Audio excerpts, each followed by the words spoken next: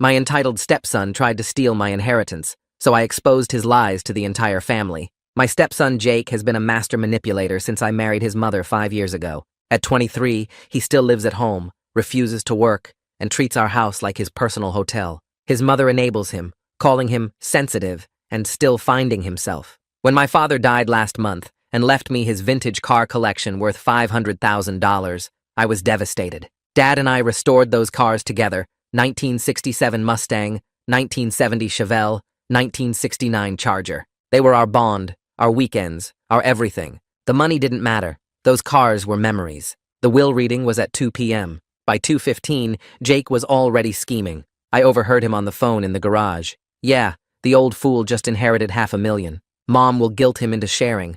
I'll have my startup funded by Christmas." That evening at dinner, Jake announced his breakthrough moment. He was finally ready to start his luxury car rental business. "It's perfect timing with your inheritance, Dan. I'll need about $200,000 to start. Consider it an investment in your son's future." "Stepson," I corrected. "And that money's already allocated for your mother's cancer treatment and our retirement." His mother, Carol, stopped eating. "Cancer treatment? I thought insurance covered everything." "The experimental therapy isn't covered. It's $150,000. Jake's face darkened. "So you'd rather Mom maybe get slightly better odds than invest in my guaranteed success?" "What success? You've never held a job. You dropped out of college 3 times. Carol touched my hand. "Maybe we could spare just a little." "Mom, I need at least $100,000. Jake interrupted. "Dan's being selfish. Those cars are just sitting there." What followed was 3 weeks of psychological warfare. Jake convinced Carol I was choosing money over family. He told her family I was hoarding Dad's fortune while he struggled. Created a GoFundMe claiming I refused to help despite inheriting millions. Posted on Facebook about how his greedy stepdad valued cars over his future. My brother called. "Why aren't you helping Jake?" "He says you got $2 million. Carol's sister texted. "Jake's such a smart boy. Why won't you invest in him?" The extended family group chat exploded with messages about my selfishness. Then Jake made his mistake. He got cocky. I came home early from work last Tuesday and heard him in my home office. "Yeah, the transfer of title forms are right here," he was saying on speaker. "Once I get them signed, we can move the Mustang first. I already have a buyer at $85,000. I recorded everything on my phone from the hallway. "Your stepdad won't notice?" the voice asked. "He's an idiot. I'll tell him the cars were stolen. He doesn't even have cameras in that storage unit." "What about the signatures?" "I've been practicing. Besides, Mom will back whatever I say. She always does." I heard desk drawers opening. He was looking for my storage unit keys. That's when I decided to end this. I spent 3 days gathering evidence. Screenshots of him bragging in group chats about fleecing the old man. Bank statements showing he'd stolen Carol's credit cards multiple times. The fake GoFundMe that had raised $3,000 from sympathetic relatives. Security footage from our doorbell camera of him sneaking into my office repeatedly. The pièce de résistance. Jake had been fired from 6 jobs for theft. Each employer had filed reports. I got copies of everything. Sunday was Carol's birthday. The entire family gathered at our house, 43 people, including Jake's grandparents who'd driven 6 hours because Jake told them I was destroying the family. After cake, Jake stood up. "I want to make an announcement. Despite certain people's selfishness," he looked at me, "I'm still starting my business. Grandma and Grandpa are investing because they, unlike others, believe in family." "How much did you tell them you needed?" I asked. "That's between family who support, because I have something to share." I connected my phone to the TV, a presentation about Jake's business experience. The first slide, Jake Stevens, A History of Theft. The room went silent. I played the recording of him planning to forge my signature and steal the cars. Showed the screenshots of him laughing about bleeding Dan dry, the fake GoFundMe, the credit card theft, the 6 police reports from previous employers. His grandmother gasped. "Jake, we wrote you a check for $30,000. Carol was shaking. "You stole my credit cards? You told me it was identity theft?" Jake's face went from red to white to purple. "You set me up. You entrapped me. This is illegal recording." "One-party consent state," I said. "Completely legal." He lunged at me, but his uncle grabbed him. "You're done, boy." Jake broke free and ran upstairs. We heard his door slam. Carol was sobbing. The family was in chaos. His grandparents were calling their bank to stop the check. Then we heard the window break upstairs. Racing up, we found Jake's room empty, window shattered, blood on the glass. His laptop was gone, but on his desk was a note. "You think you won? Check your storage unit." My blood went cold. The cars. I raced to my phone to check the security app for the storage unit. The cameras were offline, all of them, as of an hour ago, but that's not what made my heart stop. Jake couldn't have disabled those cameras. He didn't know they existed. which meant Carol's phone buzzed. A text from Jake. Thanks for the keys, Mom. Dad says hello. Carol went white. That's impossible. My ex-husband is in prison. Another text. Not anymore. Released 2 weeks ago. Jake's been visiting me. We have plans for Dan. The final text was a photo.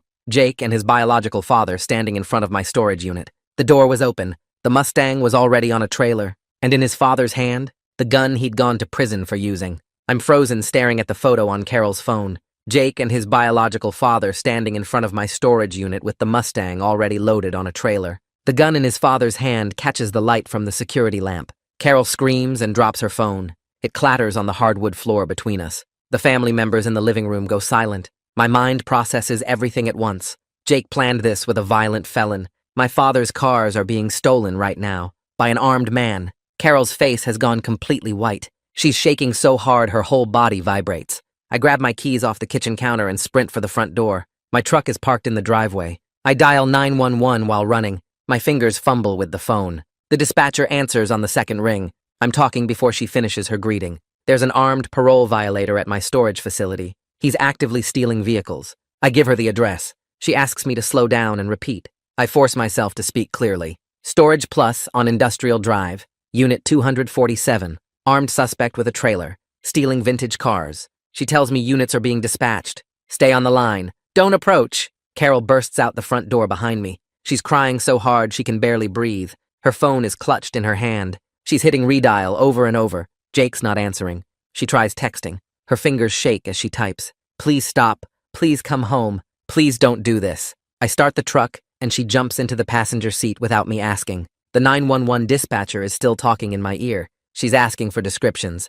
I describe Jake's father from the photo. Mid-40s, bald, tattoos on both arms, last seen wearing a black jacket, armed with a handgun. She asks what he went to prison for. Armed robbery, assault with a deadly weapon. I don't know the exact charges. The dispatcher's voice changes, gets more urgent. She's alerting units in the area, telling them armed and dangerous, possible parole violation. She warns me again not to confront him. Officers are 3 minutes out. I should wait for them. I tell her I'm already driving there. She tries to convince me to pull over. Wait for police. Let them handle it. But those are my father's cars, my inheritance, my memories. Every weekend we spent together in that garage. I can't just wait. Carol is still sobbing in the passenger seat. She's calling Jake again. It goes straight to voicemail. She leaves a message begging him to answer, telling him she loves him, asking what he's thinking. Her voice breaks on every word. The dispatcher tells me Detective Jang is being dispatched. He handles parole violations in this district. He's 2 minutes behind the first units. She keeps asking me to confirm I won't approach the suspect. I make non-committal sounds. My foot presses harder on the gas. The storage facility is 15 minutes away normally. I'm going to make it in 8. Carol tries texting Jake again. The messages show as delivered but not read. She's typing frantically. Jake, please. You don't have to do this. We can fix this. Just stop. Come home. Talk to me. Nothing comes back. The dispatcher is giving me updates. First unit is 1 minute from the facility. Second unit right behind. Detective Jang is 4 minutes out. She tells me to stay back when I arrive. Let the officers secure the scene. Carol suddenly stops crying. Her face goes hard. She calls her ex-husband's parole officer. The number is still in her phone from years ago. It goes to voicemail. She leaves a message that he violated parole. He's at Storage Plus with a gun, stealing cars, threatening people. Her F-voice is steady now, angry. The maternal protection instinct that made her enable Jake for years is redirecting. She's furious that his father dragged him into this, that he's putting Jake in danger, that he's been manipulating their son. I can see the storage facility ahead. The gate is still open. That's wrong. It closes automatically at 9. Someone disabled it. I screech into the parking lot. My headlights sweep across the rows of units. There, Unit 247. The truck with the trailer is backing toward the exit gate. My Mustang is secured on the trailer with chains. The red paint gleams under the security lights. Jake's father is in the driver's seat. I can see Jake in the passenger seat. Our eyes meet through the windshield for 1 second. His face shows surprise, then fear, then he ducks down out of sight. The dispatcher is yelling in my ear. Do not approach. Officers are 30 seconds out. Wait for backup. I ignore her. I crank my steering wheel hard and block the exit with my truck at an angle.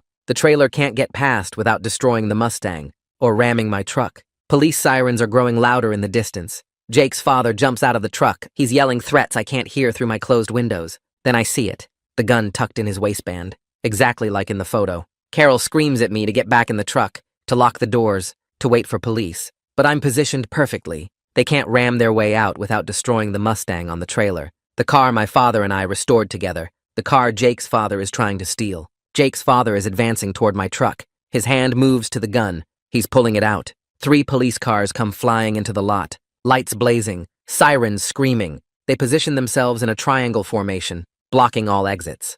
A tall detective jumps out of the lead car. His weapon is already drawn. He takes command immediately, ordering Jake's father to the ground. His voice is calm, but carries absolute authority. Get on the ground, hands where I can see them. Now, 2 other officers move to flank positions. Their weapons are drawn too. They're moving with practiced coordination. Detective Jang keeps his focus on Jake's father, the armed suspect. His voice never wavers. Drop the weapon. Get on the ground, hands behind your head. Jake's father hesitates. His hand is still on the gun. I can see him calculating, weighing his options, whether he can shoot his way out, whether the cars are worth it, whether he wants to die tonight. The moment stretches forever. Then Jake bursts out of the truck. He's screaming at his father. Stop. Put your hands up. This wasn't supposed to happen this way. His voice is panicked, desperate. The confident manipulator is gone, just a scared kid who's in over his head. Jake's father looks at his son. Something passes between them. Then he reaches for the gun. The officers move as one unit. They tackle him before he clears the waistband. The gun goes skittering across the pavement. It slides under my truck. Jake tries to run. He makes it maybe 10 feet before another officer catches him, slams him against the truck. Jake tries to resist, twisting, pulling, fighting. The officer has him controlled in seconds. Cuffs click around Jake's wrists. Carol is sobbing again, watching her son being arrested. Jake is looking back at her. His expression isn't remorseful. It's angry, betrayed, like we're the ones who did something wrong, like this is our fault. Detective Jang walked over to my truck once both suspects were secured in handcuffs. His boots crunched on the gravel as he approached my window. He asked if Carol and I were hurt, his eyes scanning us for visible injuries. I told him we were fine physically, just shaken up. Carol couldn't answer because she was sobbing too hard to speak. Her whole body shook with each breath. The detective pulled out a notepad and started taking our initial statement right there in the parking lot. I explained about the texts, the photo of Jake and his father with the gun, how we rushed here when we realized the cars were being stolen. Carol kept her face buried in her hands while I talked. Through her fingers, I could hear her crying getting louder as officers loaded Jake into the back of a police car. Jake turned his head to look back at us through the window. His expression wasn't remorseful or apologetic. He looked angry, betrayed, like we had done something wrong to him instead of the other way around. His jaw was set, and his eyes were hard as he stared at Carol. She finally looked up and met his gaze. That's when she completely broke down, her crying turning into wails that echoed across the parking lot. The detective asked if we needed medical attention. I said no, but Carol might need something to calm down. He radioed for a paramedic unit just to be safe. Detective Jang walked over to my storage unit while other officers stayed with us. I watched him examine the open door and the trailer with my Mustang still loaded on it. He took photos of everything with his phone. The disabled security cameras mounted on the corners of the building. The heavy-duty bolt cutters lying on the ground next to the destroyed lock, the pry bar they'd used to force the door. He spent several minutes photographing the Mustang from every angle, documenting its position on the trailer. Then he went inside the storage unit. Through the open door, I could see him taking more photos. The empty space where the Mustang had been parked. The Chevelle sitting there untouched, but clearly their next target. They'd already positioned a second trailer next to it. The detective pulled out evidence bags and started collecting the tools they'd brought. Another officer joined him, and they worked together to document the scene. They measured distances, took notes, photographed tire tracks in the dust. The detective spent extra time examining the security cameras, taking close-up shots of where the wires had been cut. He was building his case piece by piece, making sure every detail was recorded. I realized he was treating this like the serious crime it was, not just some family dispute that got out of hand. A gray sedan pulled into the parking lot about 45 minutes after the arrest. A man in a cheap suit got out and walked straight toward Detective Jang with purpose. The detective met him halfway and they shook hands. I could see them talking but couldn't hear what they were saying. The man in the suit looked mad, really mad. His face was red, and he kept gesturing toward the police car where Jake's father sat. Detective Jang nodded and showed him his phone, probably the photos he'd taken. The man's face got even redder. He walked over to the police car and stared at Jake's father through the window. Jake's father looked away. The man came back and talked to Detective Jang some more. Then the detective brought him over to my truck. He introduced the man as Greg Barker, Jake's father's parole officer. Greg looked at us and apologized for what happened. He explained that Jake's father had only been out of prison for 12 days. This violation meant he was going back automatically, no hearing needed. The parole conditions were clear about no contact with criminal activity. Greg told Detective Jang that Jake's father would serve his full original sentence, plus additional time for the gun possession and attempted theft. He was looking at probably 15 years total now. Greg seemed personally offended that his parolee had screwed up this badly this fast. He kept saying he'd warned him. He'd been clear about the rules. There were no excuses. We followed Detective Jang to the police station in my truck. Carol had finally stopped crying, but she wasn't talking. She just stared out the window as I drove. The station was busy, even though it was late. Cops everywhere processing paperwork and dealing with other cases. Detective Jang took us to a small interview room with a table and 4 chairs. He offered us coffee. I accepted. Carol shook her head. The detective explained that Jake and his father were being processed in separate areas of the building. We wouldn't see them. He needed detailed statements from both of us about everything that happened tonight and everything leading up to it. I pulled out my phone and showed him all the evidence I'd collected. The recording of Jake planning to forge my signature. The screenshots of him bragging about stealing from me. The bank statements showing Carol's credit card theft. The fake GoFundMe. The police reports from his previous employers. Detective Jang's eyes got wider as I went through each piece of evidence. He asked if he could have copies of everything. I sent it all to his email right there. He said this changed things significantly. What looked like an impulsive theft attempt was actually a premeditated conspiracy that had been planned for weeks or maybe months. The evidence showed clear intent and planning. That meant more serious charges and longer sentences. 4 hours passed while we gave our statements. Other officers came in to ask follow-up questions. They wanted exact timelines, specific details about when Jake started asking about the cars, when Carol gave him keys to my office, when the cameras went offline. Every little detail mattered for building their case. Carol's statement was the hardest part to witness. She sat across from Detective Jang with her hands folded on the table. Her voice was barely above a whisper as she admitted giving Jake the keys to my office. She thought he needed to borrow some tools for a friend. That's what he told her. She believed him because she always believed him. The detective asked her about the storage unit. Carol's face crumpled as she realized Jake had been manipulating her for weeks. He'd asked innocent-sounding questions about where I kept the cars, what kind of security system I had, whether I checked on them regularly. She'd answered everything thinking he was just making conversation, showing interest in my life. Now she understood he was gathering information to plan this theft. She told the detective about giving him her credit cards, too. Jake said his wallet was stolen and he needed to buy groceries. She gave him her card thinking he'd spend maybe $50. He charged over $3,000 before she noticed. When she confronted him, he said it was identity theft, that someone must have stolen her information. She believed that too. She believed everything he told her. The detective asked why she kept enabling him. Carol broke down crying again. She said she didn't know. She just wanted him to love her. She wanted to be a good mother. She thought if she supported him enough, he'd eventually become the person she hoped he could be. Detective Jang told us some information that made everything even worse. Jake's father had been released from prison only 12 days ago. Jake had visited him 4 times during that short period. The prison visitor logs showed Jake had been visiting for months before the release too. They'd been planning this theft since before Jake's father even got out. The detective had pulled phone records that showed dozens of calls between Jake and his father in the weeks leading up to tonight. Jake had been feeding his father detailed information about the cars, their value, my routines, the storage unit location, everything. They'd researched buyers together, found someone in Mexico willing to pay cash for stolen classic cars with no questions asked. The whole luxury car rental business pitch Jake made to me was just cover. He never intended to start a legitimate business. He was planning to steal my father's cars and disappear with his biological father all along. The detective said they'd found plane tickets on Jake's laptop. 2 one-way tickets to Tijuana scheduled for tomorrow morning. They were going to load the cars tonight, drive them to a contact near the border, collect their money and cross into Mexico before anyone realized what happened. They'd probably be impossible to find after that. Carol sat there listening to all this with her mouth open. Her son had been planning to abandon her while she fought cancer. He was going to steal from us and leave the country with a violent felon without even saying goodbye. We finally got home at 3 in the morning. I was exhausted in a way I'd never felt before. Not just physically tired, but emotionally drained. Everything hurt.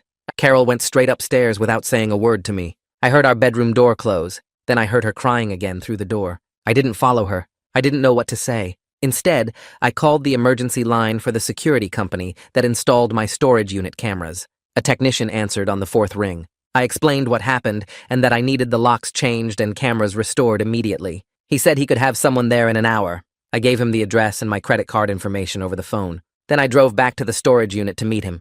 I couldn't leave the Mustang sitting there on that trailer unprotected. The technician showed up right on time. He was a young guy who didn't ask questions about why I needed emergency service at 4 in the morning. He just got to work. He installed new locks that required both a key and a code. He replaced the cut camera wires and upgraded the whole system to cellular backup, so it couldn't be disabled by cutting wires again. He added motion sensors that would alert my phone if anyone approached the unit. The whole thing took 2 hours and cost me $1,500. I didn't care.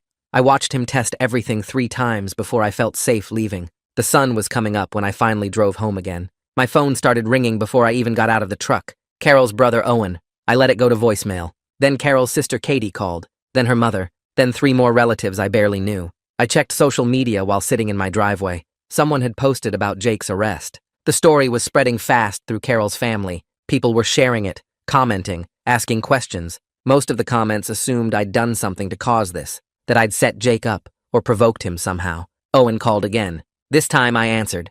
He asked what happened and whether the arrest reports on Facebook were true. His voice had that skeptical tone, like he still half believed Jake's version of events. I didn't have the energy to explain everything over the phone.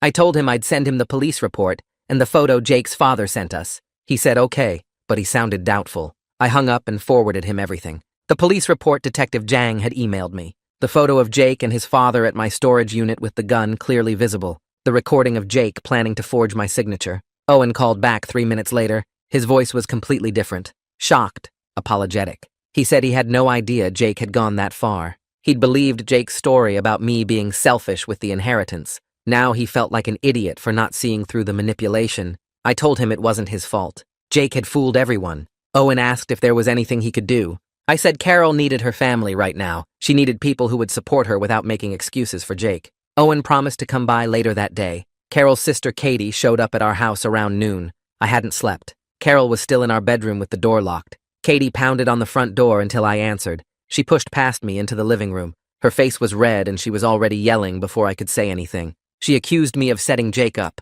of orchestrating his arrest to get rid of him, of manipulating the situation to make him look bad. She said I'd always hated Jake, and this was my revenge for him exposing my selfishness at Carol's birthday party. I didn't argue. I just pulled out my phone and played the recording. Jake's voice filled the room, talking about forging my signature and stealing the cars, talking about how I was an idiot who wouldn't notice, talking about how his mother would back whatever he said, because she always did. Katie's face changed as she listened. The anger drained out of it. She sat down on the couch. I played more. The screenshots of Jake bragging about fleecing me, the evidence of him stealing Carol's credit cards, the fake GoFundMe. By the time I finished, Katie was crying. She said she was sorry. She'd known Jake was troubled, but she wanted to believe he could change. She'd made excuses for him just like Carol did. She asked if she could see Carol. I told her Carol had locked herself in our bedroom and wasn't talking to anyone. Katie went upstairs anyway. I heard her knock softly on the bedroom door, heard her talking through it. Eventually the door opened and Katie went inside.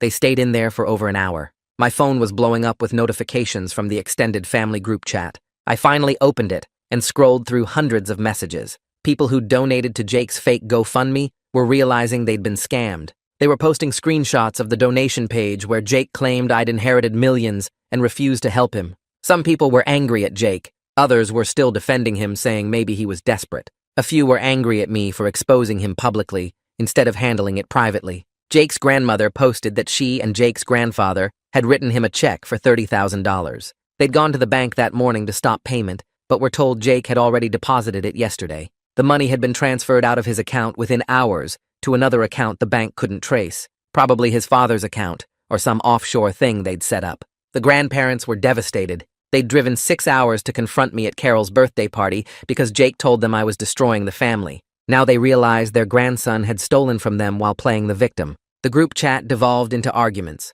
People who'd believed Jake were fighting with people who'd been skeptical all along. Some relatives were demanding Jake face consequences. Others were saying we should forgive him because he's family. A few were still trying to blame me somehow. I muted the chat and put my phone down. I was done trying to defend myself to people who'd rather believe comfortable lies than uncomfortable truth. Katie left an hour later, and Carol finally came out of the bedroom looking exhausted. Her eyes were red and swollen, and she moved like someone in a fog. She sat at the kitchen table and stared at her phone, reading through Jake's texts again. I watched her scroll through the messages, watching her face crumble as she reread his lies. She kept shaking her head, whispering things I couldn't hear. The house felt different now, like the air itself had changed. Every room reminded us of Jake's betrayal. His bedroom door stood open, and I could see his unmade bed and the broken window. The glass company wouldn't come until Monday to fix it. Carol's phone rang at 7 the next morning. She answered it in bed, and I heard her voice change. When she hung up, she told me it was the district attorney's office.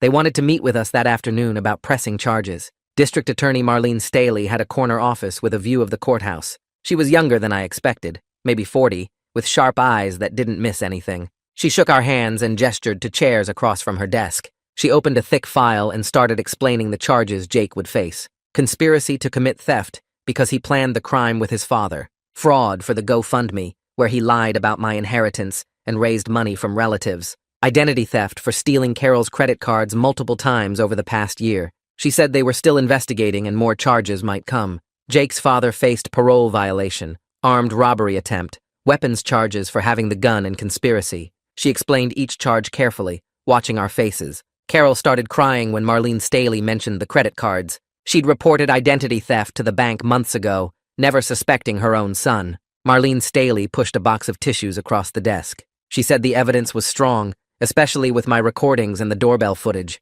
The police had recovered Jake's laptop with his research on forging signatures and disabling security systems. They found text messages between Jake and his father going back 3 weeks, planning every detail. Marlene Staley asked if we wanted to press charges or if we'd consider letting the state handle it without our involvement. I said we wanted to press charges. Carol didn't say anything. Marlene Staley explained what trial would involve, how long the process might take, what Jake could face if convicted. She was thorough and professional, but I could tell she'd seen this kind of family destruction before. We left her office an hour later with paperwork and a court date. Carol didn't speak in the elevator or the parking garage. She got in the car and stared out the window. When we got home, she went straight to Jake's bedroom. I found her 20 minutes later sitting on his floor surrounded by photo albums. Pictures of Jake as a baby, as a toddler, his first day of school. She was holding one of him at maybe 5 years old, grinning with missing front teeth. She looked up at me with this broken expression. That night, Carol had her first panic attack. I woke up at 2 in the morning to her gasping for breath,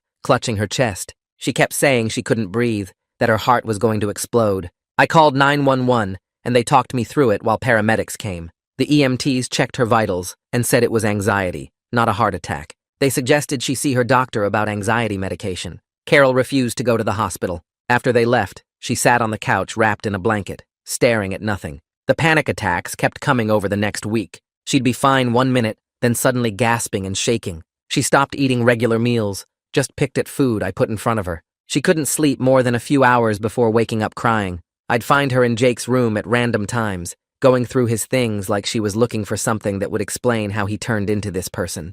I called her doctor and explained what was happening. He prescribed anxiety medication and gave me numbers for therapists. I spent an afternoon calling around, explaining the situation over and over. Most therapists were booked weeks out. Finally, I found Evelyn, who specialized in family trauma and enabling behaviors. She had an opening that Friday. Carol didn't want to go. She said therapy wouldn't change anything, that Jake was still going to prison, and it was partly her fault. I told her she needed help processing this, or it would destroy her. She finally agreed. Evelyn's office was in a converted house with comfortable furniture and soft lighting. She was maybe 60, with gray hair and kind eyes that somehow also looked tough. She sat across from Carol and asked her to explain what brought her in. Carol started crying before she finished the first sentence. The session lasted 90 minutes. I waited in the reception area, hearing Carol's muffled voice through the door. When they came out, Carol looked wrung out, but somehow lighter. Evelyn walked her to the door and scheduled another appointment for 3 days later. In the car, Carol told me Evelyn had asked hard questions about her relationship with Jake, about how she'd made excuses for him since he was a child, about how she'd always chosen protecting his feelings over teaching him consequences. Evelyn had pointed out that every time Carol bailed Jake out or covered for him, she taught him he could get away with anything. Carol said it was brutal hearing someone lay it out so clearly. Meanwhile, I was dealing with the insurance company about the cars. They wanted documentation of everything: photos, police reports, proof of value. The adjuster came out to inspect the storage unit and the vehicles. He took hundreds of pictures and measurements. He told me my premiums would increase significantly because of the security breach. I had to upgrade the locks and cameras before they'd continue coverage. The storage facility manager met me at the unit to discuss security improvements. He was apologetic, explaining that the cameras had been professionally disabled. Someone with technical knowledge had bypassed the system without triggering alarms. He suspected Jake's father had learned these skills in prison, where inmates taught each other all kinds of things. I spent $3,000 on new locks, a backup camera system, and motion sensors.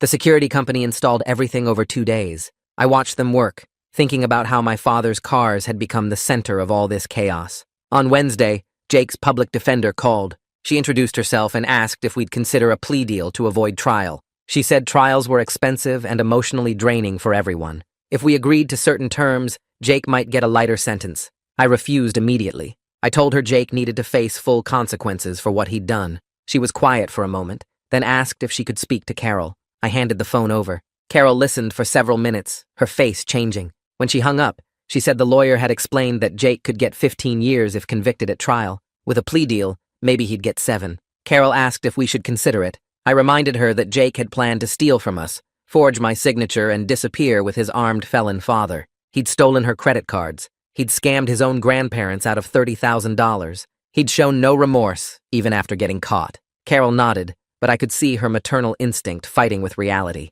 That afternoon, Detective Jang called with new information. His voice was serious. He said they'd found evidence on Jake's laptop that he and his father were planning to steal the cars, sell them quickly, and leave the state together. They'd researched buyers in Mexico who dealt in stolen American classic cars. Jake had been in contact with someone in Tijuana who'd offered $80,000 for the Mustang, no questions asked. They'd found searches for fake IDs and border crossing information. Jake had a fake driver's license being prepared with a different name. Detective Zhang said they'd planned to disappear completely. Carol was standing next to me, and I put the call on speaker so she could hear. Her face went white as he explained the extent of their planning. They'd researched everything, from selling the cars to establishing new identities. Jake had looked up how to transfer money internationally without being traced. He'd mapped out routes through Mexico where American law enforcement had no jurisdiction. When Detective Zhang finished, Carol sat down hard on the couch. She stared at her hands. I thanked him and hung up. Carol didn't move for a long time.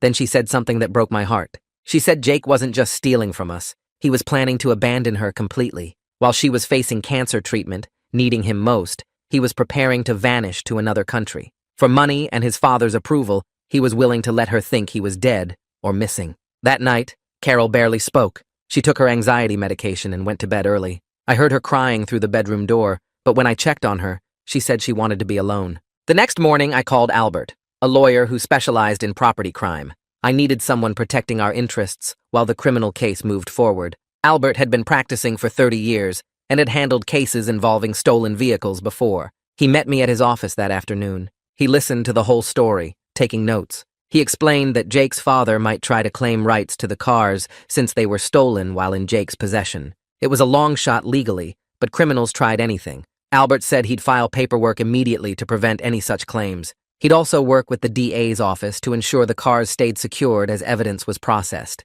He charged a flat fee of $5,000, which seemed reasonable for the protection he'd provide. I wrote him a check. That evening, Carol's oncologist called. She'd been waiting for this call, knowing her cancer treatment schedule would be coming. The nurse explained they'd scheduled her first round of experimental therapy for 2 weeks out. Carol would need to come in for preliminary tests first. The timing couldn't be worse. Carol was emotionally devastated, barely eating or sleeping, having panic attacks daily. I asked the nurse if we could delay treatment until Carol was more stable. She said delaying wasn't recommended, that cancer didn't wait for convenient timing. I scheduled the preliminary tests for the following Monday. Carol sat next to me during the call, her face blank. When I hung up, she said she didn't know if she could do this. Fight cancer while watching her son go to prison. I told her she had to try, that I'd be with her through everything.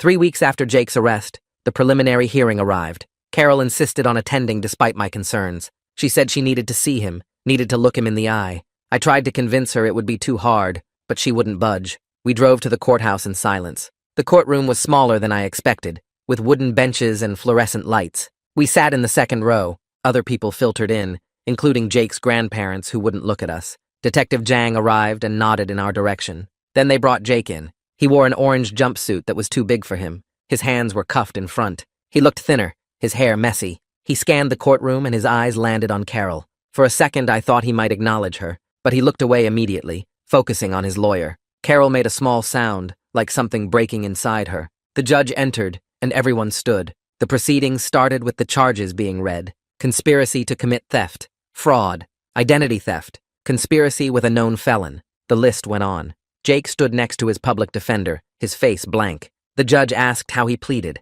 His lawyer entered a not guilty plea. The judge set a trial date for 3 months out and discussed bail. The prosecutor argued Jake was a flight risk, given the evidence of his planned escape to Mexico. The judge agreed and denied bail. Jake would stay in county jail until trial. That's when Carol broke down. She started sobbing, loud enough that people turned to look. I put my arm around her, but she couldn't stop.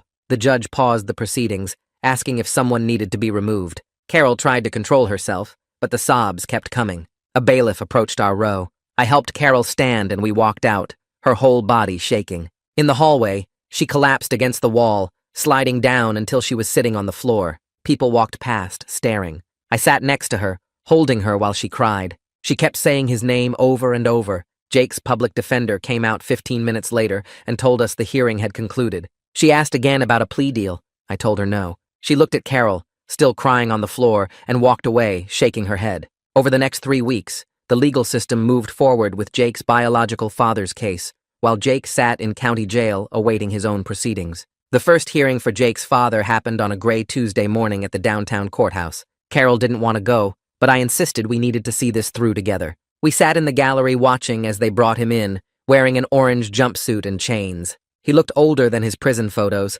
harder around the edges. His parole officer, Greg, sat near the front, ready to testify. The judge called the case and asked how he pleaded. His public defender stood and said his client wished to plead guilty to all charges. No trial, no fighting it. Greg testified about the parole violations, the gun possession, the conspiracy to commit theft. The judge asked Jake's father if he understood he was giving up his right to a trial. He nodded and said yes in a flat voice like he'd done this before and knew how it worked. The judge remanded him to custody pending sentencing in 6 weeks. And that was it. 20 minutes, and he was heading back to prison, where he clearly preferred to be, rather than face a trial he knew he'd lose. Carol gripped my hand the whole time but didn't cry. I think seeing him plead guilty so quickly helped her understand this wasn't some misunderstanding or mistake. This was a career criminal who'd used their son for one more score. Jake's hearing the following week was completely different. They brought him into the same courtroom wearing the same orange jumpsuit, but his expression was defiant instead of resigned.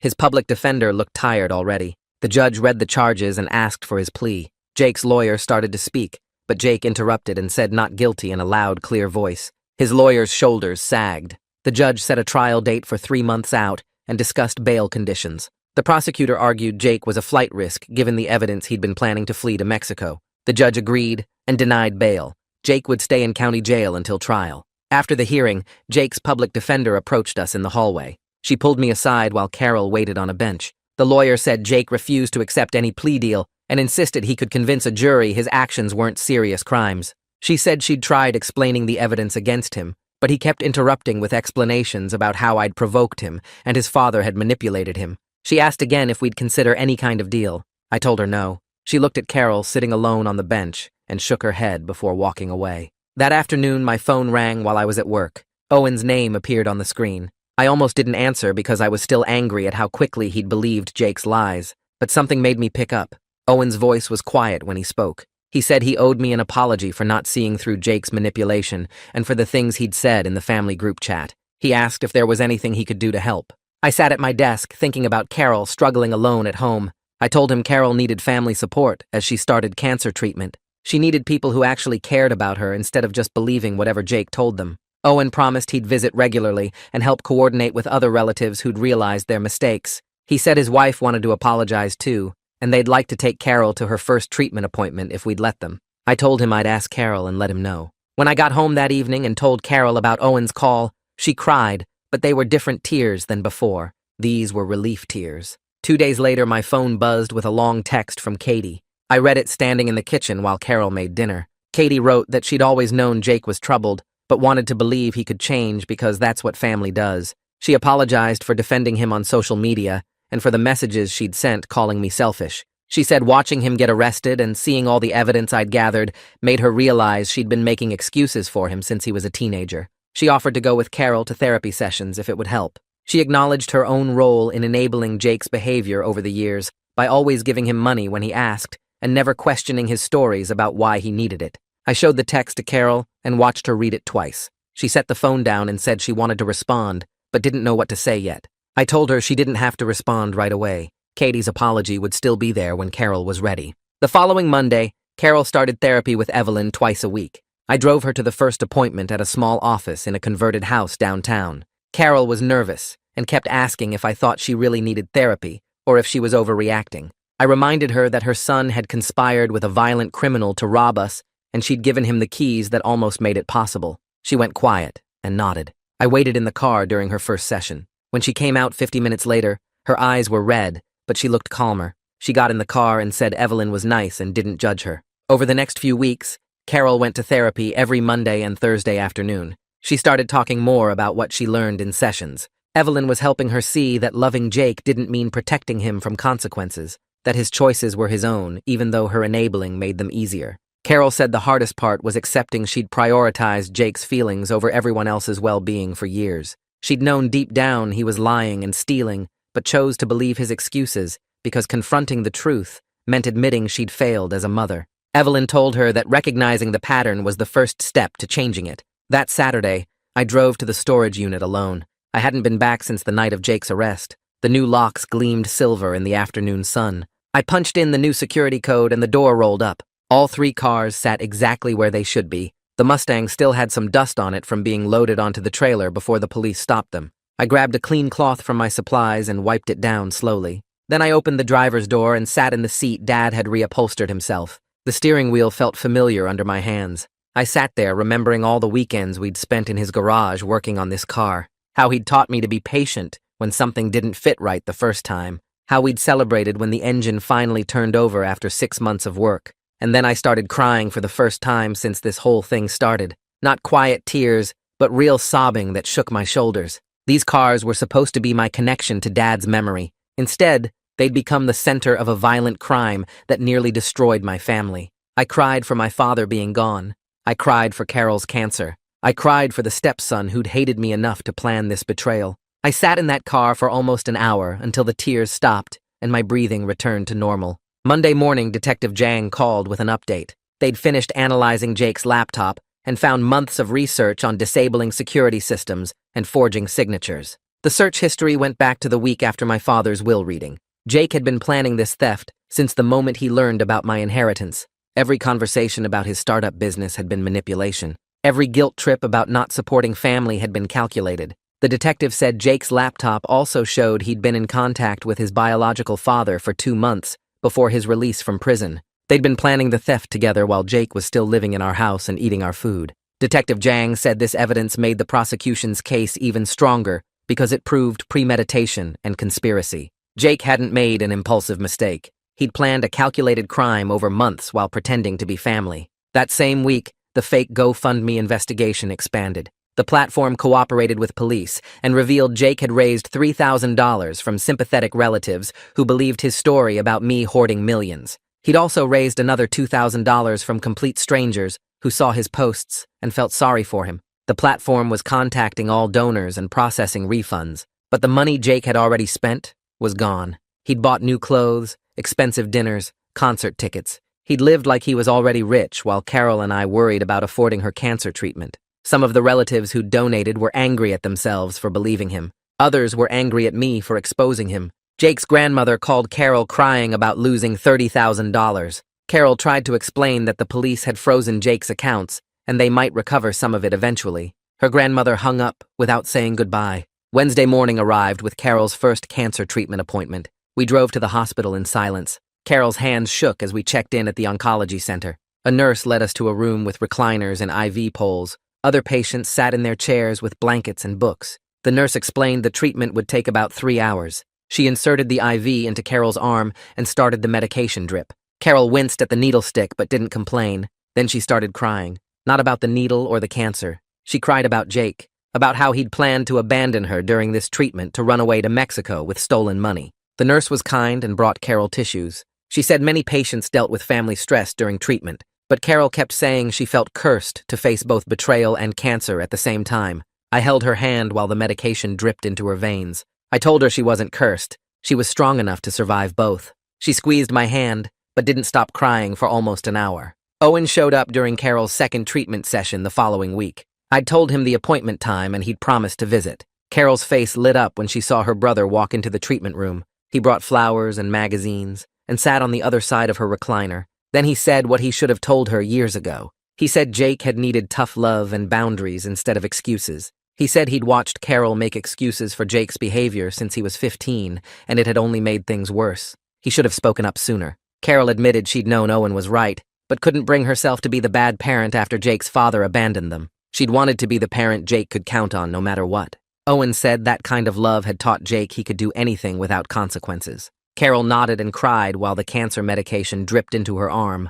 Owen held her other hand and told her it wasn't too late to change. She could learn to love Jake without enabling him. It would be harder, but it was the only way forward. Carol said she was trying to learn that in therapy. Owen promised to help her stay strong when Jake eventually tried to manipulate her again from prison, because they both knew he would try. Katie sent out a group text 3 days after Owen's visit during Carol's treatment session. She was organizing a family dinner at her house, and Jake wasn't invited. The message said she wanted everyone to get together and talk without the drama that had taken over our lives for the past 2 months. Carol showed me the text while sitting in her treatment chair with the IV in her arm. She asked if I thought we should go. I told her it was up to her, but the family needed to face what they'd done. She nodded and texted Katie back that we'd be there. The dinner was scheduled for Saturday night at 6. Carol worried all week about what people would say and whether they'd actually apologize or just make excuses for believing Jake's lies. I told her we'd find out soon enough. Saturday arrived and Carol spent an hour getting ready, changing her outfit 3 times because the cancer treatment was making her lose weight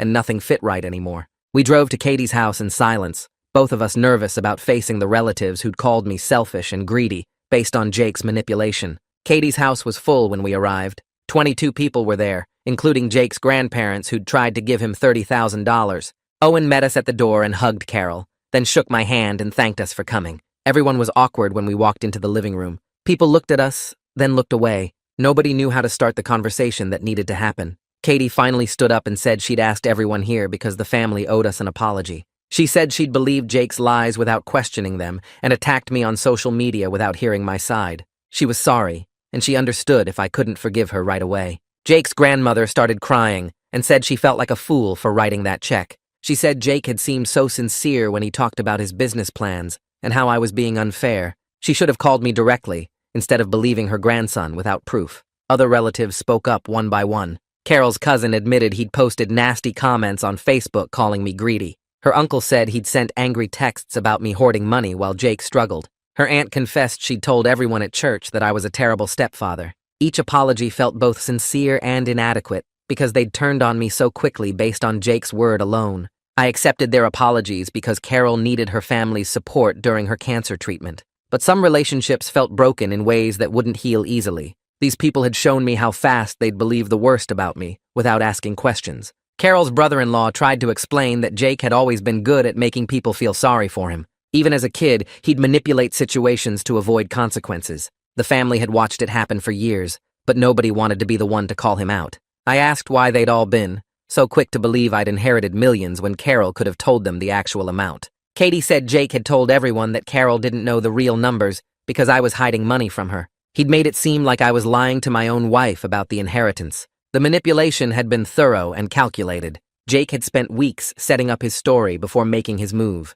By the time I exposed him at Carol's birthday party, he'd already poisoned half the family against me. Jake's grandfather asked what would happen to Jake now. I explained the charges and the potential prison time. He shook his head and said Jake had thrown his life away for nothing. All that potential wasted because he couldn't handle not getting his way. The dinner lasted 4 hours, and people slowly relaxed as we talked through everything that had happened. But I noticed some relatives barely spoke to me even after apologizing. The damage was done, and trust didn't rebuild just because someone said sorry. Carol seemed relieved that her family had acknowledged their mistakes, but I could tell she was exhausted from the emotional weight of it all. We drove home around 10, and Carol fell asleep in the passenger seat. I thought about how Jake had nearly destroyed these family relationships permanently with his lies. Some of the relatives would probably always wonder if I'd somehow manipulated the situation, even with all the evidence I'd provided. That doubt would linger. The following Tuesday, Carol and I had our first appointment with marriage counselor Sylvia Humphrey. Carol's therapist Evelyn had recommended her specifically for couples dealing with betrayal and trust issues.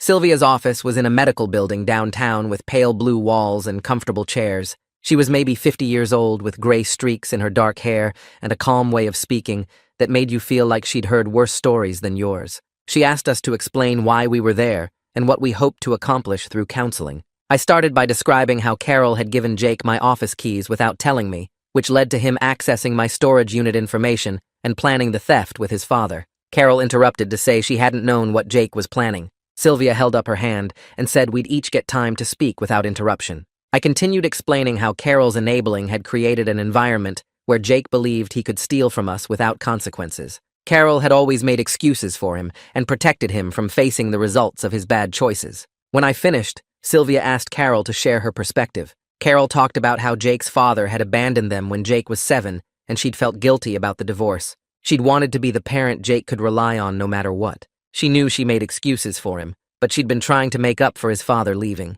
Sylvia asked if making up for the divorce meant Jake never had to face consequences for stealing credit cards or getting fired from jobs. Carol started crying and said she knew she'd made mistakes, but she'd been doing what she thought was best. Sylvia said intent didn't erase impact. Carol's enabling had taught Jake that his mother would always bail him out, which made him believe he could steal my inheritance without real consequences. I felt angry listening to Carol explain her reasoning because it sounded like more excuses. Sylvia noticed my body language and asked what I was feeling. I said I was angry that Carol prioritized Jake's feelings over my safety and our marriage. She'd given him keys to my private office where I kept important documents. She'd told him details about my storage unit security. She'd made it possible for him to nearly succeed in stealing cars worth $500,000. Carol said she hadn't known he was planning anything criminal. Sylvia asked if that made it okay to give Jake access to my private space without asking me first. Carol admitted it didn't. The session was tense and uncomfortable. Sylvia didn't let either of us avoid hard truths.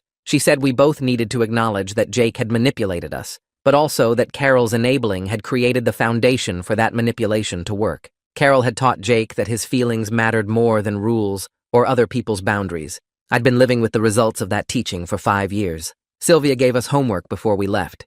Carol had to write down every time she'd made an excuse for Jake's behavior and what consequence he'd avoided because of her intervention. I had to write down specific moments when I'd felt my boundaries were violated, but stayed silent to keep peace. We scheduled our next session for the following week. Carol was quiet during the drive home. I asked if she was okay, and she said the session had been harder than she expected. Sylvia hadn't let her hide behind the excuse of being a protective mother. She'd forced Carol to see how her protection had actually hurt Jake by teaching him he didn't have to be accountable. I told Carol I appreciated her being willing to do this work, even though it was painful. She reached over and squeezed my hand. Our second session with Sylvia the next week started with reviewing our homework. Carol had written 4 pages about times she'd made excuses for Jake. She'd bailed him out of jail twice for shoplifting when he was 19. She'd paid off credit card debt he'd racked up 3 times. She'd called his employers to beg them not to fire him after he was caught stealing. She'd loaned him money he never paid back at least a dozen times. Each time she'd told herself she was helping him get back on his feet, but really she was teaching him that his actions didn't have real consequences. Sylvia asked how Carol felt reading her own list. Carol said she felt ashamed and stupid. She'd watched Jake's behavior get worse over the years, but kept telling herself the next time would be different. Sylvia said that pattern was classic enabling behavior. The enabler keeps hoping the person will change without requiring them to actually face consequences that might force change. I shared my homework about boundary violations. I'd written about Jake using my tools without asking and returning them broken. Him eating food I'd specifically bought for my lunches. Him borrowing my truck and returning it with an empty gas tank. Going into my home office without permission multiple times. Each incident seemed small by itself, but together, they showed a pattern of Jake believing my property and space were his to use however he wanted. Carol had always told me to let it go because Jake was young and still learning. Sylvia asked why I'd stayed silent about these violations. I said I didn't want to cause problems between Carol and me by complaining about her son. Sylvia pointed out that staying silent hadn't prevented problems. It had just delayed them until they exploded into something much bigger. She said both Carol and I had contributed to the environment where Jake felt entitled to everything. Carol by actively enabling him and me by passively accepting his boundary violations to keep peace. The real work ahead was figuring out how we'd both change our patterns.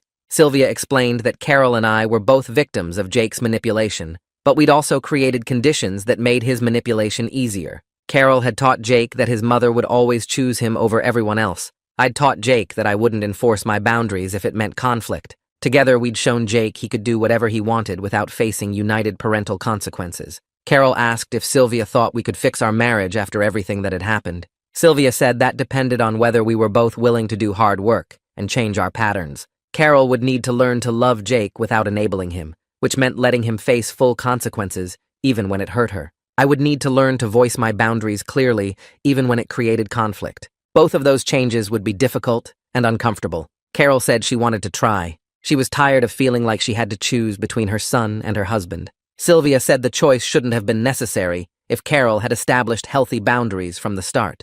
A mother could love her child while still requiring him to respect other people's property and space. Carol admitted she'd never required that from Jake because she felt guilty about the divorce. Sylvia asked if that guilt had helped Jake become a better person. Carol said no, it had made everything worse. The session ended with Sylvia assigning new homework. Carol had to practice saying no to hypothetical requests from Jake and explaining why without making excuses. I had to practice stating my boundaries clearly without apologizing or softening them to avoid conflict. We'd role-play these scenarios in our next session. 2 days after our second counseling session, Carol got a call from the district attorney's office. They wanted to meet with us about a plea deal offer for Jake. We drove to the courthouse downtown and met with Marlene Staley in her office. She was probably 40 years old with short blonde hair and a no-nonsense way of talking. She explained that Jake's public defender had been pushing for a plea deal to avoid trial. The DA's office was offering 5 years in state prison with possibility of parole after 3 years if Jake pleaded guilty to all charges, including the conspiracy to commit theft, the credit card fraud, and the fake GoFundMe scam. Marlene Staley said this was a fair offer considering Jake was a first-time offender for the major charges.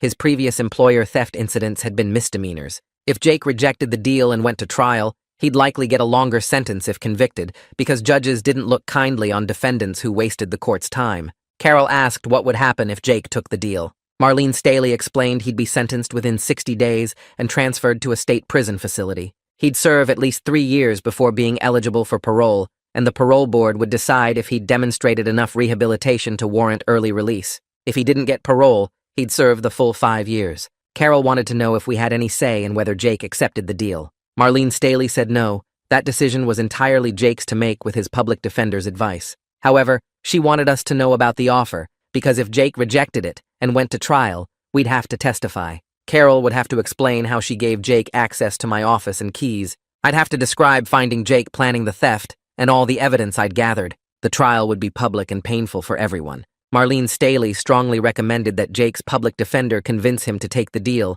but she said Jake had been resistant so far. Apparently he believed he could convince a jury that he was the victim of my cruelty and his father's bad influence. His public defender thought Jake was being unrealistic about his chances, but Jake wouldn't listen. I asked what happened to Jake's father. Marlene Staley said he'd already pleaded guilty to parole violations and weapons charges. He was looking at 12 years in federal prison. Jake's father had taken the deal immediately because he knew he had no defense. Jake apparently thought he was smarter than his father. Carol asked if Marlene Staley thought Jake should take the deal. Marlene Staley said absolutely. The evidence against Jake was overwhelming. The recording of him planning the theft, the fake GoFundMe, the credit card fraud, the 6 employer theft reports. If he went to trial, the jury would hear all of it and likely convict him. Then the judge would sentence him more harshly for not taking responsibility. 5 years with possible parole in 3 was the best offer Jake would get. We left the courthouse and Carol was shaking. She said she couldn't believe Jake was considering rejecting the deal. I said Jake had always thought he was smarter than everyone else and could talk his way out of consequences. This was just more of the same pattern. Carol asked if I wanted Jake to take the deal or go to trial. I told her honestly that part of me wanted him to go to trial and face the maximum sentence, but the practical part of me knew a trial would be brutal for Carol while she was doing cancer treatment. If Jake took the deal, this whole nightmare could be over in 2 months. Detective Zhang called me at work 3 days later. He said we needed to talk about the trial preparation in case Jake rejected the plea deal. Could I come to the police station after work? I met him in an interview room at 5:30. He had a folder full of documents and photos spread across the table. He explained that if Jake went to trial, his defense strategy would almost certainly involve painting me as the cruel stepfather who turned the family against Jake. The defense would try to make the jury sympathize with Jake as a young man caught between his manipulative stepfather and his criminal father. They'd downplay the theft attempt and focus on family dynamics. I would have to testify about catching Jake in my office and recording him. The defense attorney would cross-examine me about why I recorded Jake instead of confronting him directly. They'd suggest I was setting Jake up to fail. Carol would have to testify about giving Jake the keys and her relationship with him. The defense would try to show she was torn between us and that I'd forced her to choose sides. Detective Zhang said trials were unpredictable and juries sometimes made emotional decisions despite overwhelming evidence. There was a small chance Jake could get a sympathetic jury that believed his victim narrative.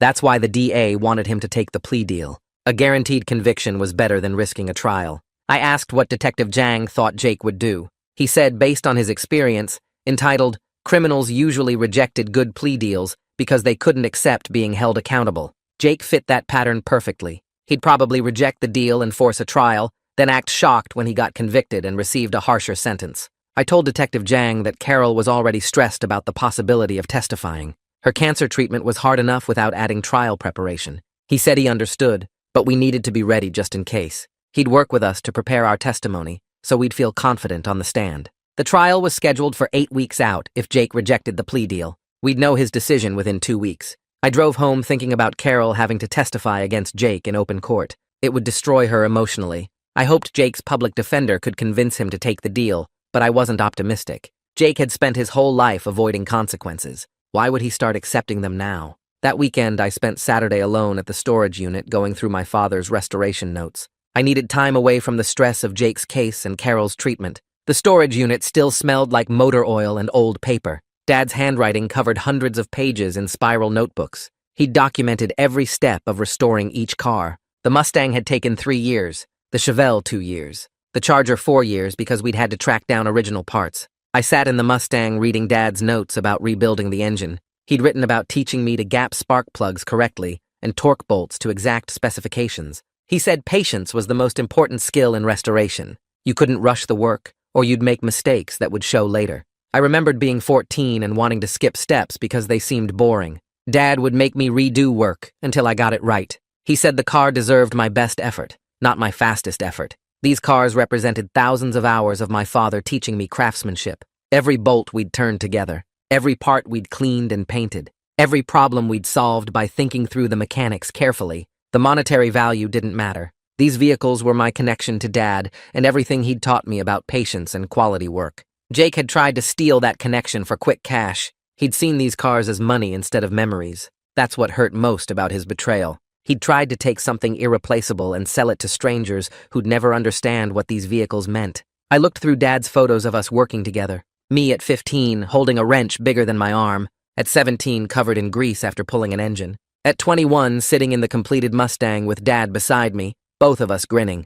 Dad had died before we could start another restoration project together. I'd been planning to find a 4th car for us to work on. Now I'd never have that chance. I sat in the Mustang for 2 hours reading Dad's notes and looking at photos. The car still smelled like the leather cleaner Dad preferred. The steering wheel was worn smooth where his hands had gripped it during test drives. Everything about these cars connected me to my father. Jake had almost destroyed that connection forever. When I finally left the storage unit, I felt more determined to protect these cars and the memories they held. Jake's sentencing was coming soon, and whatever happened, I'd make sure my father's legacy stayed safe. Monday, Carol had her 6th round of cancer treatment. I took the day off work to go with her. The oncology center was busy with other patients in various stages of treatment. Carol's nurse accessed her port and started the medication drip. Carol asked the nurse how she looked compared to other patients. The nurse said Carol was responding better than most people to this particular experimental therapy. Her scans had shown significant improvement, and her blood work was strong. The oncologist came by during the infusion to review Carol's latest test results.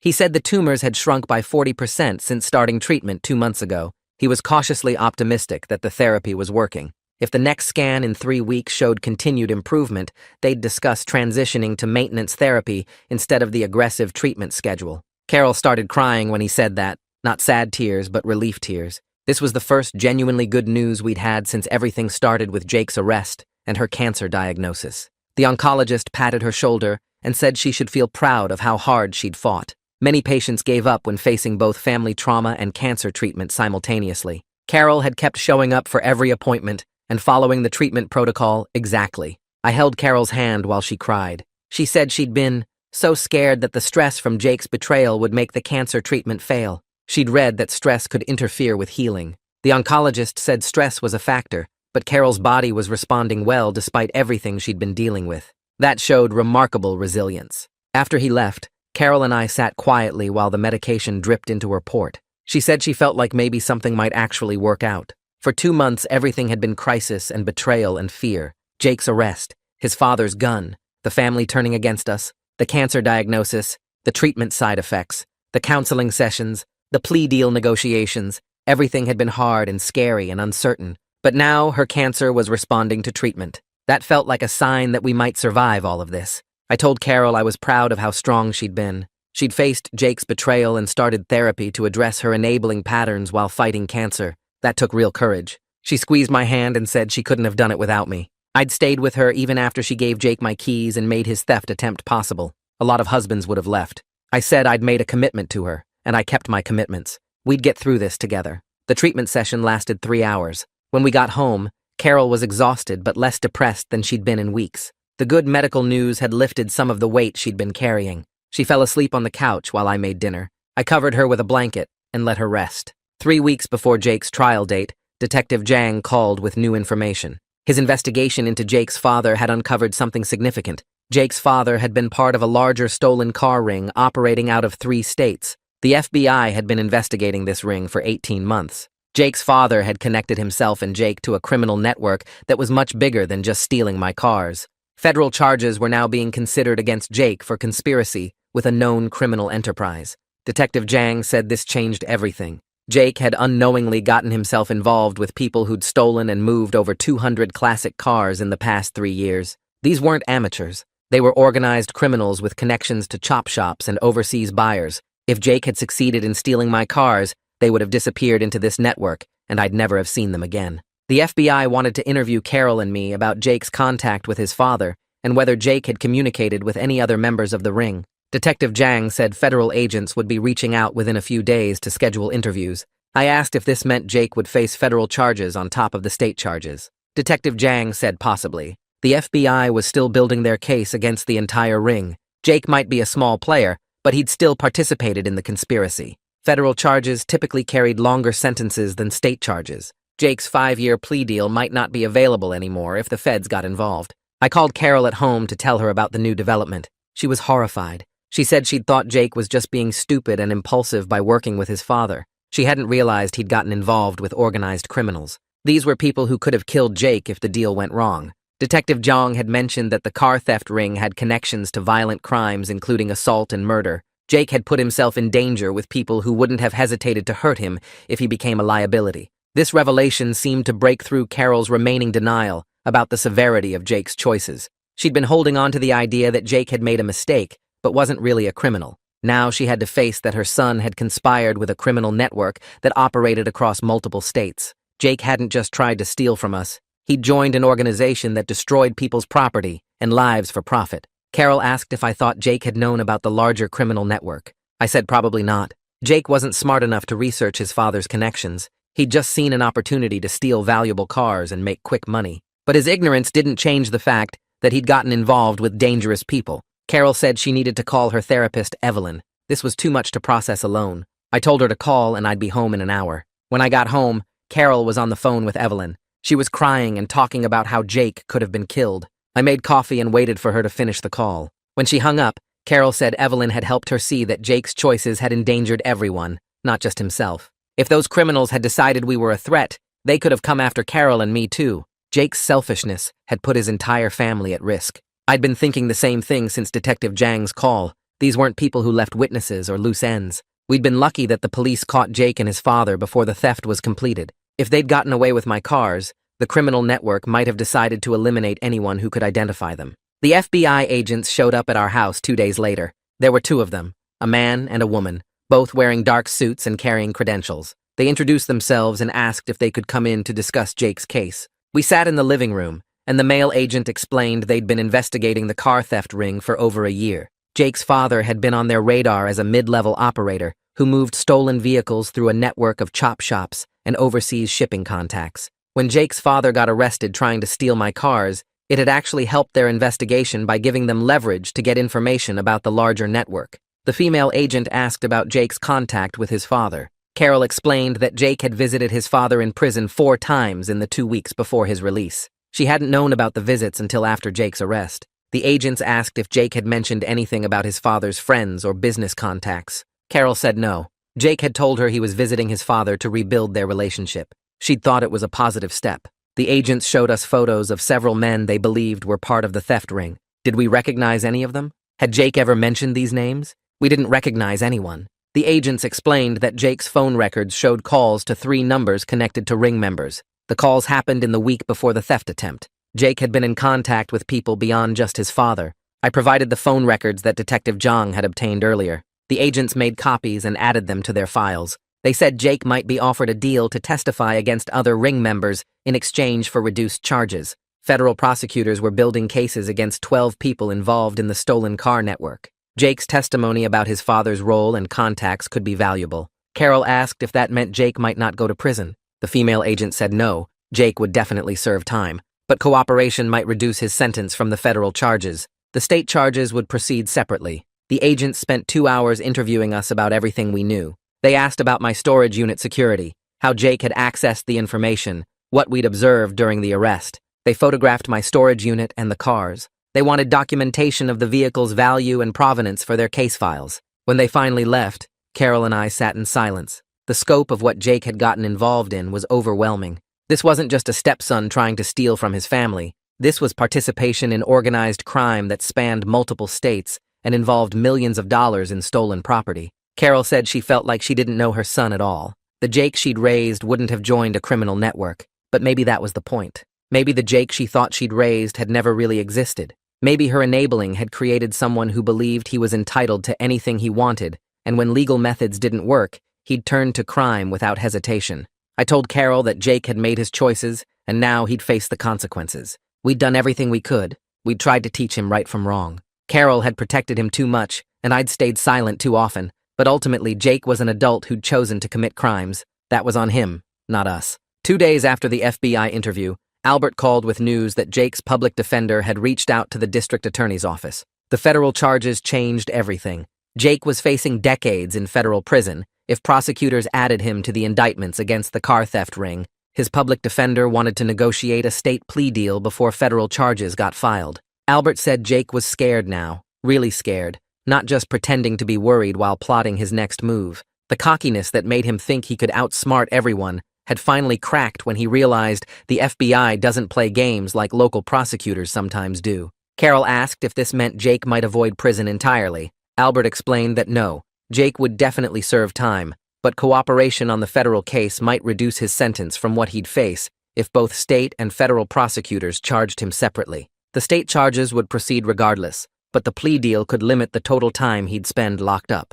Over the next 2 weeks, Albert kept us updated on the back and forth between Jake's defender and the prosecutors. Jake tried to minimize his role, claiming his father manipulated him and he didn't know about the larger theft ring. The prosecutors refused to budge. They had recordings of Jake bragging about the theft plan, evidence he'd researched how to disable security systems for months, and proof he'd been visiting his father in prison to coordinate the crime before his release. Jake's attempt to play victim wasn't working with people who'd seen actual victims of manipulation. Albert advocated hard for restitution payments to cover our security upgrade costs and Carol's therapy expenses. He argued that Jake's actions had direct financial impact beyond the attempted theft itself, forcing us to spend thousands securing the storage unit and getting Carol professional help to process her son's betrayal. The prosecutors agreed to include restitution terms in any plea agreement. Carol and I had our regular session with Sylvia the same week the plea negotiations heated up. We'd been seeing her twice weekly since Jake's arrest, working through the trust damage and Carol's enabling patterns. This session felt different from the start. Carol seemed agitated, fidgeting with her wedding ring and avoiding eye contact with both Sylvia and me. Sylvia asked what was on Carol's mind. Carol started crying immediately, not the sad tears we'd seen so much of lately, but angry tears that made her face red and her voice shake. She said she was so tired of feeling guilty, so exhausted from blaming herself for Jake's choices, so done with everyone, including herself, treating her like she was the problem instead of Jake. She'd been fighting cancer, and her own son had been willing to abandon her during treatment for money and his father's approval. He'd stolen from her, lied to her, used her maternal love as a weapon against both of us, and she'd spent months feeling bad about how her enabling hurt him instead of feeling appropriately furious about his cruelty and selfishness. Sylvia let Carol talk without interrupting, and I watched my wife finally let herself be angry at Jake instead of at herself. Carol said Jake had betrayed her trust in ways she was only starting to understand. Every time she'd defended him to me, every time she'd made excuses for his behavior, every time she'd prioritized his feelings over mine or her own well-being, he'd been laughing at her behind her back. The recordings proved it. He'd told his father she'd back whatever he said because she always did. He'd called her predictable and weak to the people he was conspiring with. He'd known exactly how to manipulate her maternal guilt, and he'd used that knowledge deliberately to facilitate crimes against people who loved him. The session lasted nearly 2 hours instead of our usual 50 minutes. By the end, Carol looked exhausted but different somehow, like she'd been carrying something heavy and finally set it down. Sylvia said this anger was healthy and necessary, that Carol needed to feel it fully instead of rushing past it back to guilt and sadness. 3 days later, Albert called with news that Jake had accepted a plea deal. 7 years in state prison with no parole eligibility for 4 years. He'd plead guilty to conspiracy to commit theft, fraud for the fake GoFundMe, identity theft for Carol's credit cards, and conspiracy with a known felon. The sentencing hearing was scheduled for 3 weeks out. Victims could provide impact statements if they wanted. I sat with that information for days, struggling with whether I should speak at Jake's sentencing. Writing down everything he'd done, standing in court and detailing the damage, felt necessary for justice but cruel to Carol, who'd have to hear it all again. We discussed it in our next counseling session with Sylvia. I explained my conflict about wanting to speak honestly, but not wanting to hurt Carol more than she'd already been hurt. Carol surprised me completely. She said I should speak honestly, because Jake needed to hear the full impact of his actions from someone he'd specifically targeted. She said she'd been protecting Jake from consequences his whole life, and look where that got everyone. If hearing the truth in court was painful for her, that pain was earned through years of enabling, and she needed to sit with it instead of asking me to soften reality for Jake's comfort or her own. Carol decided to write her own victim impact statement with Evelyn's help. She spent hours working on it, writing and rewriting until she captured everything she needed to say. She showed me the final version. It was devastating. She wrote about the stress making her cancer treatment harder, about lying awake during chemotherapy, wondering if her son cared whether she lived or died, since he'd been willing to abandon her for money. She wrote about the selfishness she'd refused to see before, how Jake's willingness to leave her during her illness revealed something fundamental about his character that all her excusing and defending had hidden from her view. She wrote that she loved him, but recognized he needed consequences she'd never been strong enough to provide, and she hoped prison would teach him accountability, since she'd failed to do so. Owen called and asked if he could write a letter to the judge. He said he'd been thinking about all the times he'd defended Jake to me, all the arguments where he'd accused me of being too hard on his nephew, and he wanted the judge to know that family members who'd enabled Jake's behavior recognized their mistakes now. Katie sent a similar request. I told them both yes, that their willingness to acknowledge their role meant something after months of being called the villain in Jake's narrative. Owen's letter described specific incidents where Jake had manipulated family members and how Owen had made excuses for behavior he now recognized as a pattern. Katie wrote about defending Jake on social media and organizing family pressure against me, admitting she'd believed his lies because she wanted to see him as the struggling young man he pretended to be, instead of the calculating thief evidence proved he was. Both letters included apologies to me and Carol for their roles in enabling Jake's escalation. Jake's biological father got sentenced before Jake's hearing date arrived. Federal court moved faster than state proceedings. He received 12 years in federal prison for his role in the car theft ring, plus violations of his parole terms. I didn't attend his sentencing, but Albert went and reported back. Jake's father showed no remorse during the hearing. When the judge asked if he had anything to say, he actually smirked and said he'd do his time standing on his head. Albert said the judge looked disgusted and added extra time for his attitude, making clear that someone who showed such contempt for the law and his victims deserved every year of the sentence. The week before Jake's sentencing, Carol completed her 4th round of cancer treatment and had scans to check her progress. We sat in the oncologist's office holding hands while he pulled up the images. The tumors had shrunk significantly. Her doctor actually smiled, something we hadn't seen from him before, and said the experimental therapy was working better than he'd hoped. Carol's response rate was in the top tier of patients who'd tried this treatment. He was genuinely excited about her progress and said if the next scans showed similar results, they'd transition to maintenance therapy instead of the aggressive treatment schedule. Carol cried with relief. This positive news felt like the first genuinely good thing that had happened in months. She said it gave her strength heading into Jake's sentencing hearing, knowing that at least one battle was going better than expected. The morning of Jake's sentencing, Carol and I dressed carefully and drove to the courthouse together. Albert met us outside and walked us through what would happen. The judge would hear from the prosecutors first, then victim impact statements, then Jake's defender, then Jake himself if he chose to speak, and finally the judge would impose sentence. The courtroom was smaller than I expected. Jake sat at the defense table in a suit his public defender must have provided, looking young and scared in a way I'd never seen before. He glanced back when we entered, and his eyes met Carol's for just a second before he looked away. The prosecutor went first, laying out the facts of Jake's crimes in clinical detail that made them sound even worse than living through them had felt. She described the conspiracy with his father, the months of planning, the fake GoFundMe that defrauded donors, the credit card theft from his own mother, the pattern of theft from 6 previous employers. She recommended the full 7 years without reduction. Then it was my turn. I walked to the podium with my written statement shaking in my hands. I looked at Jake and started reading. I described my father and our weekends restoring the cars together, how those vehicles represented our relationship, and thousands of hours of his patient teaching.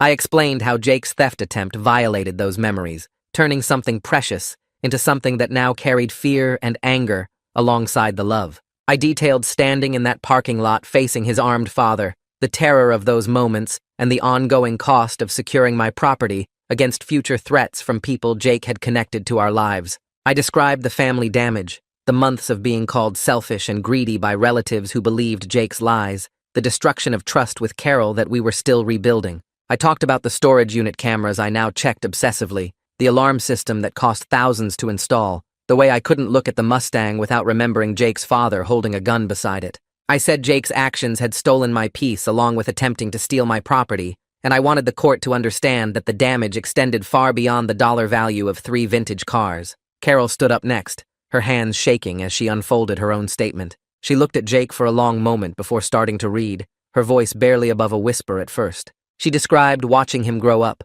the little boy who used to bring her dandelions from the yard and tell her she was the best mom in the world. Then she talked about the phone call from the hospital scheduling her first cancer treatment and how scared she'd been and how Jake had hugged her that day and promised he'd be there for her. Her voice broke when she read the part about discovering he'd been planning to steal the cars and disappear to Mexico while she went through treatment alone. She told the judge about the texts Detective Jang had found on Jake's phone, messages where he complained to his father about having to deal with mom's cancer drama when they had bigger plans. She described lying in bed after chemo feeling sick and weak, wondering if her son would have even called to check on her once he had the money and was gone. She looked directly at Jake as she read the final paragraph, tears streaming down her face. She said she loved him, and always would, but she'd spent 23 years making excuses for his choices and protecting him from consequences, and she couldn't do it anymore. She told the judge she hoped prison would finally teach him the accountability she'd been too weak to enforce, and that maybe someday he'd understand the difference between loving someone and enabling them to hurt people. When she sat down, she was shaking so hard I had to put my arm around her to keep her steady. Jake stared at the table in front of him, his jaw clenched tight, refusing to look at either of us. The judge asked if Jake wanted to make a statement before sentencing. His public defender whispered something to him, probably advising him to keep it brief and apologetic, but Jake stood up with that familiar cocky expression I'd seen 1,000 times. He faced the judge and launched into a performance about how his father had manipulated him, how he'd been desperate to have a relationship with the dad who abandoned him as a kid, how he got caught up in something he didn't fully understand. He claimed he never meant to hurt anyone, especially not his mother, and he'd just made some bad choices because he was confused and vulnerable. He said he took full responsibility, though everything in his tone suggested he was actually blaming his father and circumstances beyond his control. The judge's expression didn't change as he talked, and I noticed her flipping through the evidence file in front of her. When Jake finished with a final plea about deserving a second chance to prove himself, the judge let the silence stretch for a solid 10 seconds. Then she referenced the recording where Jake bragged about bleeding Dan dry and called me an idiot. She mentioned the text to his father about abandoning Carol during cancer treatment. She brought up the 6 previous employers who'd filed theft reports and the fake GoFundMe that defrauded donors. She said his statement demonstrated exactly the kind of manipulation and refusal to accept genuine responsibility that made her confident about her decision. Her voice was calm, but absolutely firm, as she noted his pattern of exploiting everyone around him, particularly his mother's illness and maternal guilt, for personal gain. The judge sentenced Jake to 7 years in state prison as agreed in the plea deal, with no parole eligibility for 4 years. But then she added a lecture that made even the bailiff shift uncomfortably. She said she'd been a judge for 19 years and had seen thousands of defendants, and Jake's complete lack of genuine remorse stood out even in that context. She talked about how he'd stolen from employers who gave him chances, from grandparents who loved him, from a mother fighting cancer, and from a stepfather whose only crime was inheriting something precious. She said his final statement proved he still saw himself as the victim rather than the perpetrator, still believed he deserved sympathy rather than consequences. She noted that even facing 7 years in prison, he couldn't manage basic honesty or accountability, which suggested the sentence was appropriate and possibly even insufficient. She told him directly that he had 4 years minimum to decide whether he wanted to become a better person or continue the pattern that would likely land him back in prison after release. Then she asked if he had anything else to say, and Jake just shook his head, his face bright red and his hands balled into fists. The bailiff moved to take him into custody, and that's when Carol started crying for real. She sobbed as they led Jake toward the side door, these deep, wrenching sounds that came from somewhere I'd never heard before. Jake looked back once, and I saw something in his expression that wasn't quite the criminal I'd been dealing with, but wasn't the stepson I'd tried to accept either. He was somewhere in between, and in that moment, I realized Carol wasn't crying for the person being led away in handcuffs. She was crying for the little boy who'd brought her dandelions, the child she'd imagined would grow into someone completely different from the man who'd just been sentenced. Owen appeared at Carol's other side, his face grim, and Katie was right behind him, looking pale and shaken. We sat in the courthouse hallway for almost an hour while Carol processed what had just happened. She kept saying Jake would be 30 years old when he got out, kept doing the math out loud like she couldn't quite believe it. Owen held her hand and told her she did the right thing, that her statement was brave and honest, but Carol just shook her head. She said it didn't feel brave. It felt like the worst failure of her life, like admitting she'd raised someone capable of what Jake had done. Katie brought water from a fountain down the hall and sat quietly, and I was grateful she didn't try to offer empty comfort or make excuses. Sometimes there's nothing to say that makes things better. The week after sentencing felt strange and empty. The house was too quiet without Jake's presence, even though his presence had been toxic and destructive. Carol moved through the rooms like a ghost, touching things Jake had touched, staring at family photos from years ago. I gave her space, but stayed close, trying to figure out how to help someone grieve a person who was still alive, but lost to them anyway. On Thursday evening, we finally sat down at the kitchen table and had the conversation we'd been avoiding for months. I told her I was still angry about her giving Jake my office keys, about her enabling his behavior for so many years, about her choosing to protect his feelings over our marriage and my well-being repeatedly. My voice stayed level and calm, but I didn't hide the hurt and betrayal I'd been carrying. I said I'd watched her make excuses for Jake stealing from employers, dropping out of college 3 times, refusing to work, treating our home like a hotel, and every single time she'd prioritized his comfort over accountability. I told her about the nights I'd lain awake wondering if I mattered to her at all, if our marriage was just something convenient that existed around her real priority of managing Jake's feelings. But I also told her I loved her, that I'd meant my wedding vows, and that I wanted to try rebuilding what we'd lost, if she was willing to do the actual work it would take. I said I couldn't go back to being the bad guy in our marriage, couldn't accept being the one blamed for enforcing normal adult expectations while she undermined every boundary. Carol listened without interrupting, tears running down her face, and when I finished, she sat quiet for a long time. Then she started talking, really talking, in a way she hadn't since this whole thing began. She admitted she'd prioritized Jake's feelings over everything else for his entire life, starting when his father left, and she felt guilty about the divorce. She said she'd convinced herself that making Jake happy would somehow make up for his father's abandonment, that if she just loved him enough and protected him enough, he'd turn out okay, despite the trauma.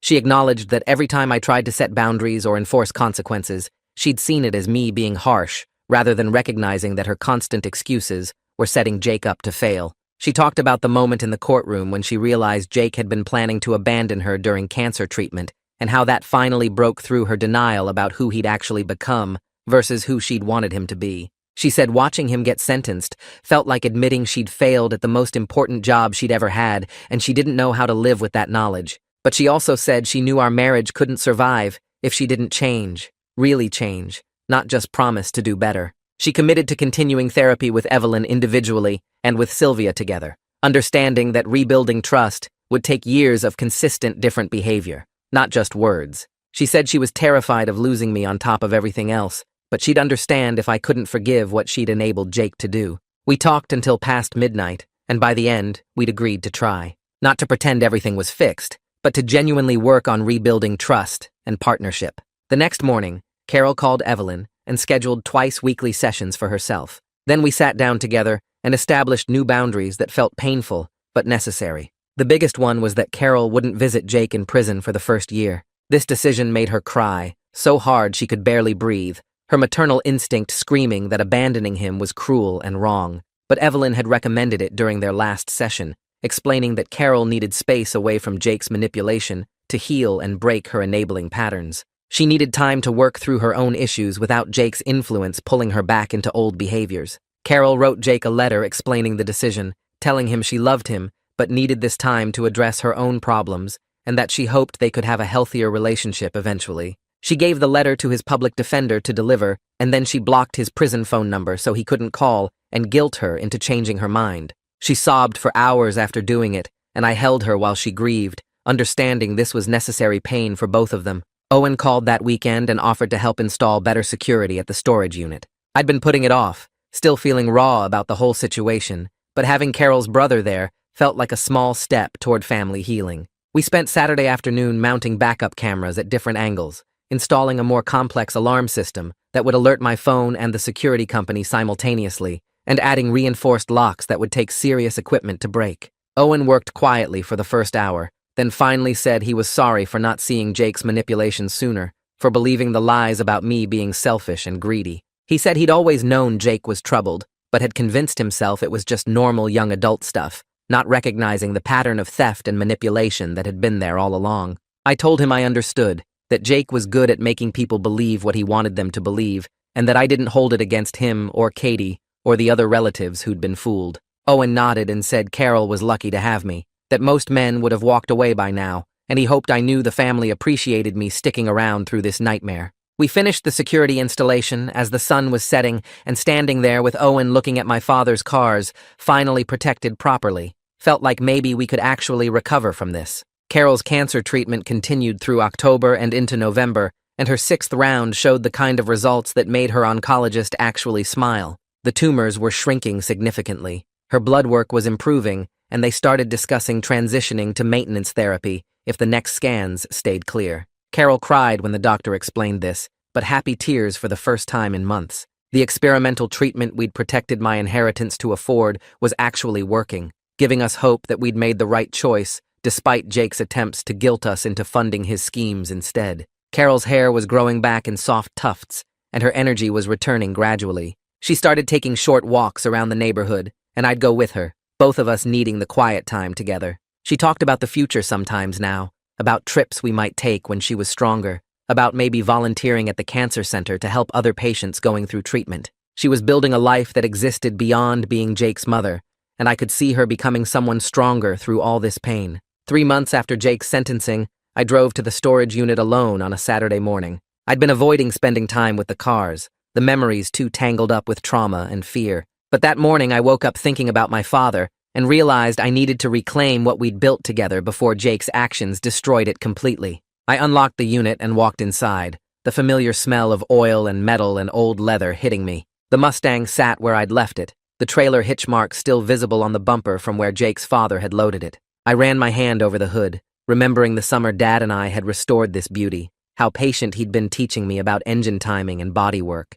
I opened the driver's door and slid into the seat, and suddenly I was 17 again, Dad in the passenger seat showing me how to work the clutch. I sat there for a long time just feeling the steering wheel under my hands, the cracked leather seats that we'd decided to keep original, the dashboard we'd polished until it gleamed. Then I started talking to Dad, telling him everything that had happened since he died. I told him about Jake's betrayal and the theft attempt, about Carol's cancer and the experimental treatment, about the family explosion and the trial and the sentencing. I told him about the fear and anger and grief, but also about the small steps toward healing. I said I was sorry the cars had become the center of so much ugliness, but I was trying to remember why they mattered beyond their dollar value. I sat in that Mustang for over an hour, crying and talking and remembering, until finally I felt Dad's presence the way I used to, the sense that he was proud of me for protecting what we'd built together. When I finally left the storage unit that afternoon, I felt lighter than I had in months, like maybe I could actually move forward now.